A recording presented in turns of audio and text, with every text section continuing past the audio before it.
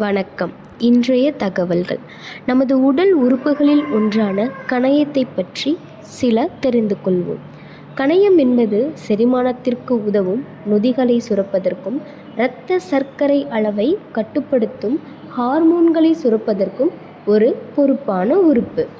கணையத்தின் முக்கிய செயல்பாடுகள் என்று பார்த்தோமேயானால் செரிமான நொதிகளை சுரத்தல், ஹார்மோன்களை சுரத்தல், பிற உறுப்புகளுக்கு ஆதரவு அளித்தல் போன்றவற்றில் பங்காற்றுகிறது. கணையத்தின் இரு பிரிவுகள் உள்ளன.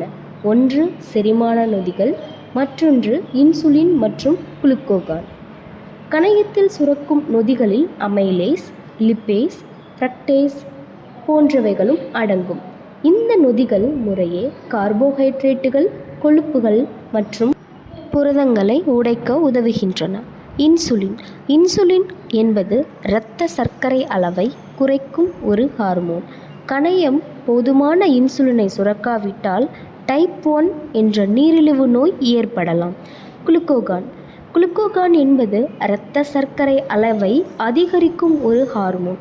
இது கல்லீரலில் சேமிக்கப்பட்ட குளுக்கோஸை இரத்தத்திற்கு அனுப்புவதன் மூலம் இரத்த சர்க்கரை அளவை உயர்த்துகிறது. நன்றி.